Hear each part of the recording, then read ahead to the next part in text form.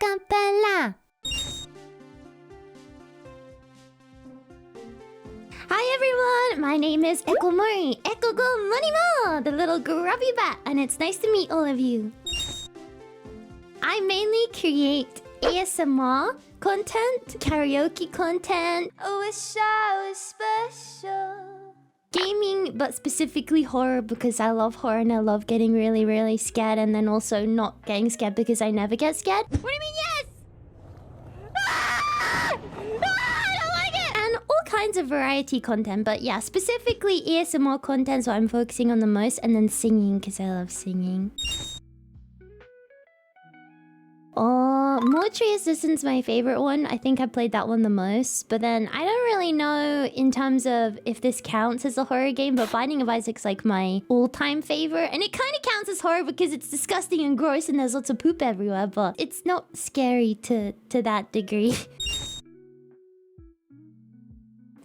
Starting as an indie is really weird because it's kind of like having to build all of the blocks on your own. And when you're someone like myself who's kind of indecisive, it can be pretty hard in the beginning. But once you have all of your foundations laid out, like your designs, your concepts, you have all of the people that you want to work with, it becomes a lot easier and a lot more kind of straightforward. But yeah, you have to be pretty organized. I have a notebook that I keep track of everything in. It's funny you asked that because they're my two favorite animals. I would say mainly because I think bats are a lot more unpredictable. They're kind of like these little tiny animals that everyone knows about but don't really know much about. And I don't know, something with the idea of being a creepy night creature really resonated with me. I don't know why. It's not like, you know, I'm also a creepy in the night person.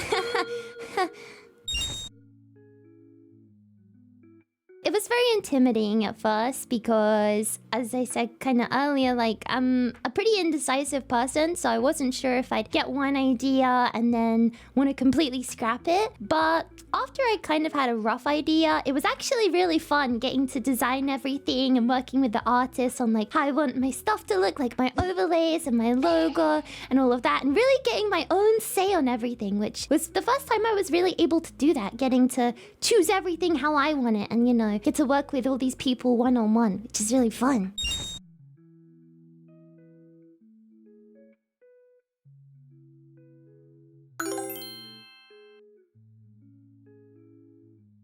There was a time when I was really busy with some other stuff, and that was really overwhelming because kind of trying to balance everything while also making sure I was updating people and making sure people had revisions and stuff that they needed. That was definitely overwhelming. But once the other stuff kind of faded out, then it got a lot easier because I could devote more of my time to it. And I guess because content creation is like my full-time thing, I really do have a big passion for it, so it doesn't really become very daunting once you get into things. I was actually planning on debuting in November, but I did have some delays that unfortunately were out of my control because of certain circumstances, but that's okay, you know. I think one of the biggest things with content creation is like you're never really gonna have a defined idea of how things are gonna go because you just don't know, you know, especially when there's loads of people involved. You can't choose whose life goes what way or how things go out, so you just kind of have to go with the flow and embrace it. So I was never really pressured into doing it early, but you know, I think if it came down to when everything was finished, I don't think I'd be debuting until like 2027, so I think a part of me was like, okay, let's just do now.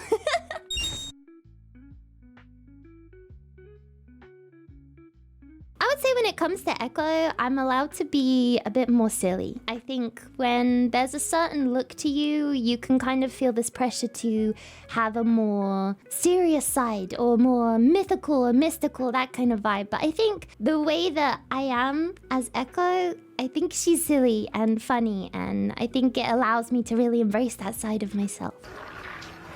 No, you bitch! How dare you! I hit you first, you whore! I hit you first, you stupid whore! Ah! Ah! Ah! Ah!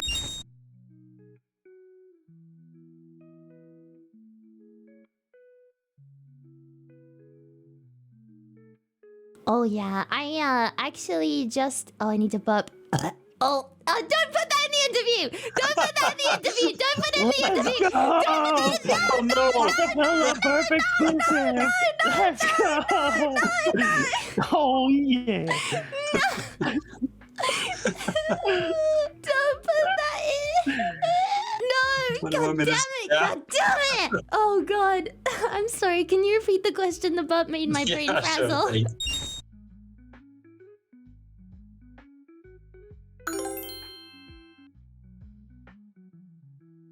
I think the thing I'm looking forward to the most is playing around with different color schemes, because I'm quite like all like one color. I think I'm looking forward to seeing myself in different palettes. Specifically, something like white hair is something I've been really wanting to play around with, just because I think it would look really cute, almost like a reverse Echo.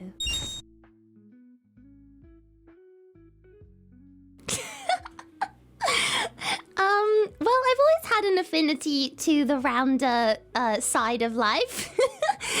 But when it comes to the fan mascot, I actually played around with a bunch of designs. At first, I actually made the Tattletales rats, which look very similar to how they look now, but instead of rats, they're bats. And then I started playing around with a few more color schemes, and I really got attached to the yellow concept because of my eyes. So after making a few renditions, I eventually like started drawing tails, and I was like, wait, do bats have tails? And then I had this whole thing about bats having tails, and I don't know if they do or not. Still, I don't know. I don't have a tail, so yeah. And then I removed the wings, and I was like, these look really cute as rats. And then I thought rats and bats sounds fun together, so yeah, it was kind of just the mush of my brain, all like mushing until eventually it just kind of appeared on the page, and I was like, wait. Oh. This is perfect. I honestly really like the idea of longer fan names. I know for a lot of VTubers, they kind of incorporate their name into the fan name, but I always like to make sure that my community feel like they have their own identity within a space, because, I mean, for all sorts of reasons, there's a safeness, I think, in having the connection of your own personality and your decisions as a fan base. So them not feeling like they constantly have to represent me in a way that they want to, but in a way that they want to represent themselves. I would say, honestly, if you are a pre-debut VTuber watching this, one of the most important things is your community and the friends around you. When it comes to preparing everything, there are going to be a lot of times when it can feel overwhelming, or you're just confused on things you've never done before. And just having those people that you can reach out to and rely on, and even if it's just to have someone to talk to about things, it can really make a big difference between, you know, you having the debut you want and having the VTuber identity that you want versus not. I will be checking it because I'm a goon. I mean, I will be checking it for health and safety reasons. Especially when it comes to, you know, the fans, I think are the biggest and most important people in this process, because it can be really scary for change, and it can be really scary for new things. So having the awareness of how much these people love you and how much they support you is really important, and making sure that they're aware that you're aware of that. It's kind of like a matrix thing of like, you know, you need to be aware that they're aware that you're aware that they're aware that everyone's aware that there's love everywhere, and you know, it's very important. I feel like this is one of those big industry questions that I feel would be better spent on someone who has a good strategy with networking. I got very lucky in the sense that I am a yapper, as to say, and I'm also a rare case of a extroverted introvert, in the sense that I don't really have much fear when it comes to social interactions. Once I get to a point of closeness with someone, I tend to do the opposite that a lot of people do, and I tend to show my softer side. But I think when I really am first getting to know someone, I always make a point to not have any preconceptions, so I just always try and be my authentic self, and somehow that's worked really well, and people seem to like being friends with me, so I don't really have like a strategy, as to say, on like how to be good at networking, but I think the most important thing I would say is to just be yourself, and you will develop the network that's good for you.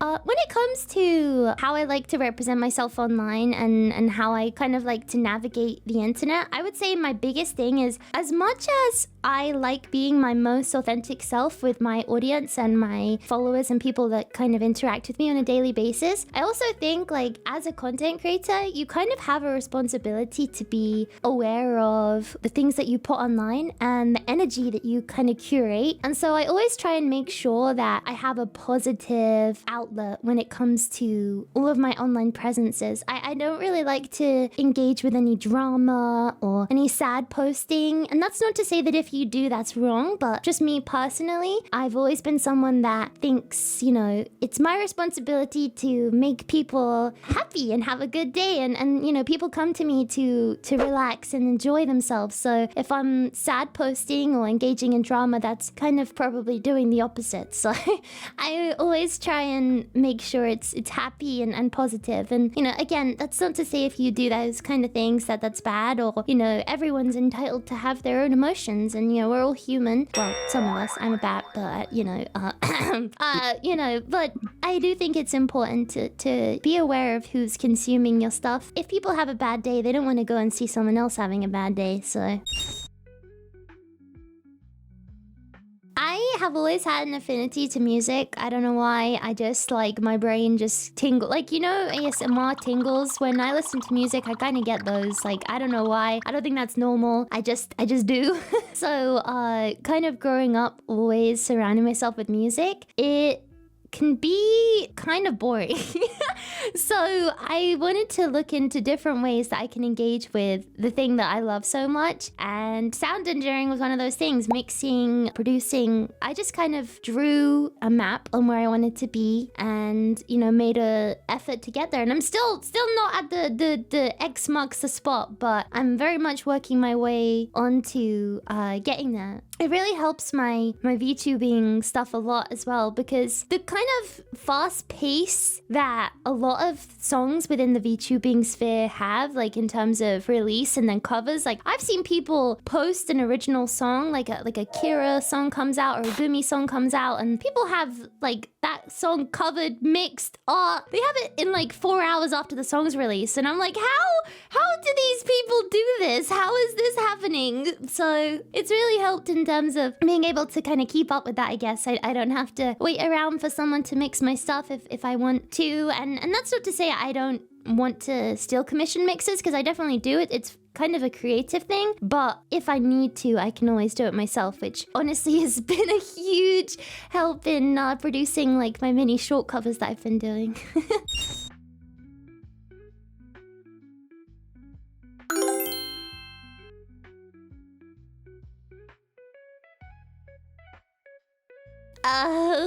This might be a hot take. I think that when people start streaming, there is this pipeline of they stream for a couple months with probably whatever mic they have, and then all of a sudden their YouTube page or whatever they're consuming comes up with the Shure SM7B. It's the one thing all streamers need. And honestly, this again is a hot take. I don't think that should be the case. And that's not to say that I don't think the Shure SM7B is a great mic. It's an incredible mic. It's amazing. It's just very expensive for what I think people actually need when it comes to streaming. And so I'm not a huge fan of the pipeline of, you know, going to stream for a couple months and then instantly buying that mic. Because, you know, most of the time people don't have the equipment they need to use that mic. And so they have to fork out on even more equipment to actually use that mic. And it ends up being even more expensive. I would say the best thing to do is just to get yourself a very like good mid-range mic and just keep using that until you're at a point where you can kind of just afford to buy a better mic and not have to like think about it too much, you know?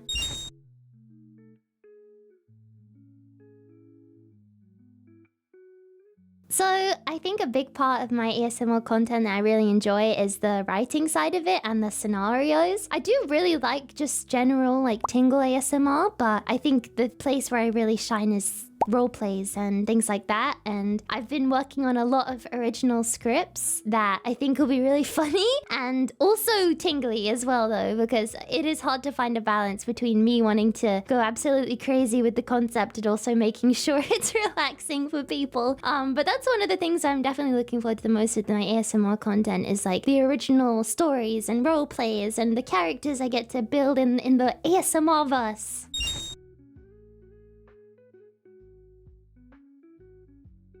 I definitely think a lot of my ideas come from real life situations. As much as I like to say I'm a shut-in, I definitely do still go on like family outings and stuff. And so like when I do typically tend to get ideas for content ideas, whether that's ASMR or other things. But there have been a few scenarios where just from general content I consume on my like own time, I have gotten a lot of ideas and silly stuff that I have to like write down. I have a little notebook that I write everything down in and I carry it with me, and it's got lots and lots of pages of very cursed content ideas and also really cute ideas too, definitely.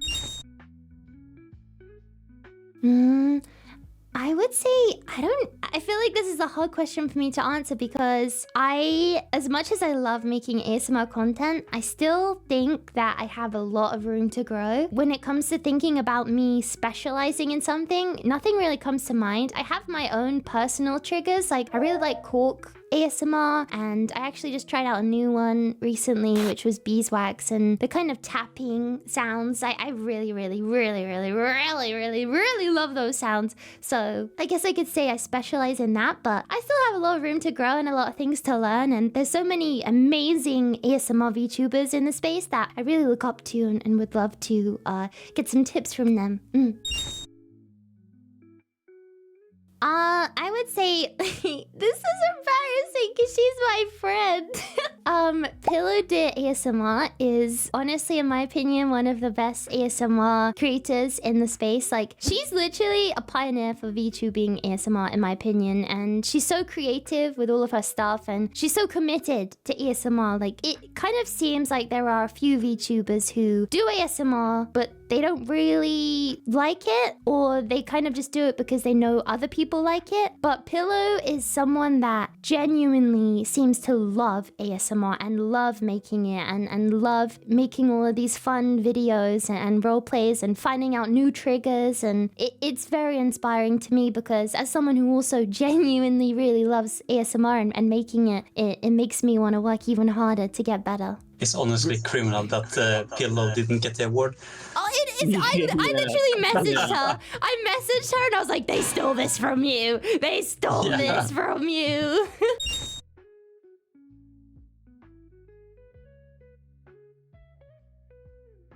I have a plethora of parodies that I'm working on right now. I'm kind of in a bad habit moment where I bounce between them quite frequently, but I do have some really, I don't know, I'm proud of them. They might flop, but that's okay. You know what? It's fine.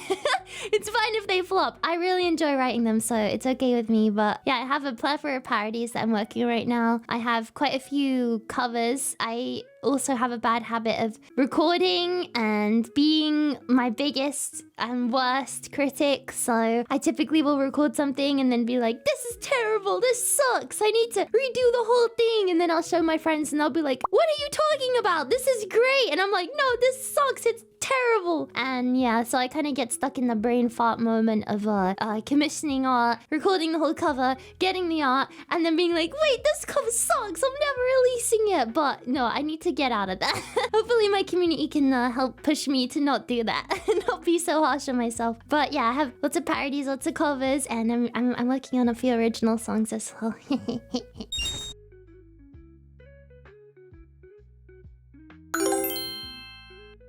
I do. It's a really big dream of mine to release an album or an EP or something along the lines of just like consistently releasing music on streaming platforms. I actually have never had the opportunity to do that before, even though I wanted to really badly for a long time, I just never really had the facilities to do so. But now that, you know, I have all of those things in my own hand, I can happily say I'm definitely going to be releasing any music I make on my streaming platform that I need to, you know, set up, and also things like Spotify and stuff like that. I'm definitely going to be releasing and making an album and an EP and a billion, thousand, billions, bajillion songs. Yes. I would say the biggest genre I want to explore more is definitely more rock, metal, screamo, things that have a bit more of a heavy impact. I never did it before until very recently, and when I did, I actually ended up really enjoying it. I don't know, I felt like it was a new side to myself I hadn't seen before, since I'm so used to writing comfy, relaxing, pretty, soft music, that exploring that different genre was challenge. It was definitely a challenge, but it was really fun, and the outcome I'm really, really, really, really, really proud of. So definitely gonna be exploring that genre a lot more.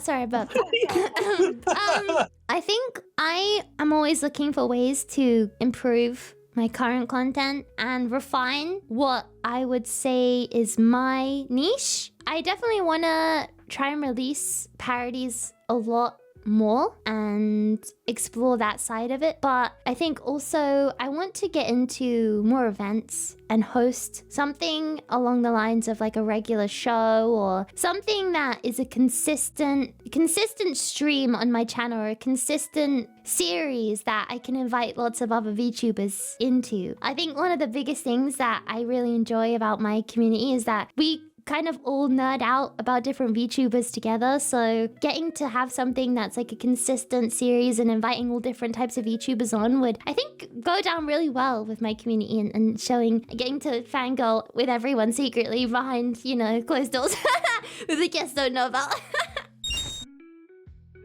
I have a huge ambition, and it's very unrealistic, but you know what? That's fine, because you got a dream. I have the dream to make the first ever original VTuber musical. All original songs, all original choreography, all original music, all original writing, everything. And I have all of the concepts ready. I need to write it, but it's a huge dream of mine, and I want it to be performed in 3D. It's super, super out of reach right now, but I think if I keep working really hard, that maybe we'll get to a place where, you know, if by then it's not the first original, then it's the second or the third or whatever. But I want to be able to use my talent in a way to write something that the whole community can enjoy and relate to. I know a couple of VTubers who are frothing at the mouth. I know. Yeah. So many of my friends were like, when you do that shit, you're gonna invite me in it, right? And I'm like, I'm gonna do auditions, okay, motherfuckers? I ain't just gonna give my friends roles. I'm doing auditions, okay? Damn, There may be some nepotism in the hiring process, but that is not my fault. I mean, the technology is getting there, right? I mean, we're seeing like a lot more like 3D concerts being made by indies, and there's more studios and stuff like that. Definitely. And I think like recently the banana jam. Oh yeah. Banana. Exactly, like having like all 3D models for like a bunch of Yes. indies and stuff. That's like really cool. Yes. So it's definitely a market for it. Oh, 100%. I think my ambition is like, when I went to Japan, there was like a lot of, they're like mocap-y studios, and you can like rent them out and stuff. It's expensive, but it's not as expensive as I thought it would be. And so I was kind of looking into that already for like maybe, you know, getting some VTubers who want to be in it and like having a little Japan trip and recording everything in mocap-y. I think it would be really good.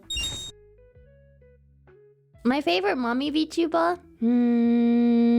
It's hard because I really like Milky, because she's just really good.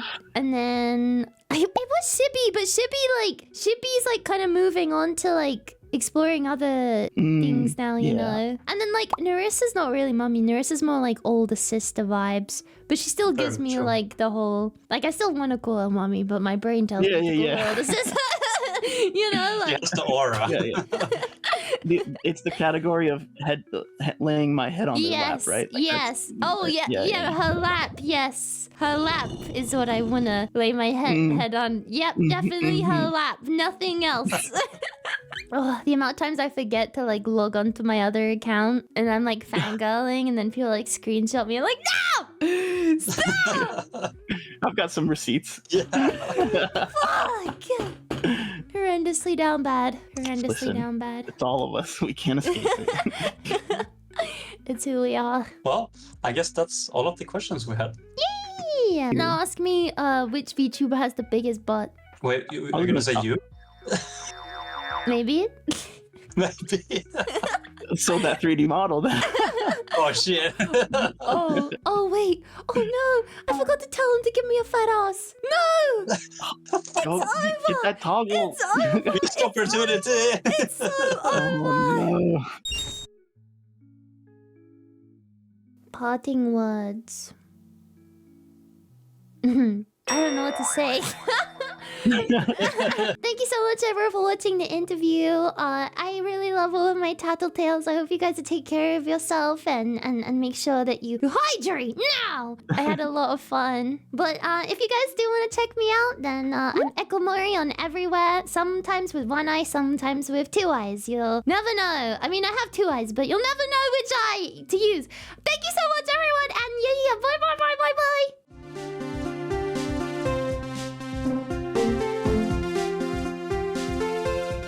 Thank you.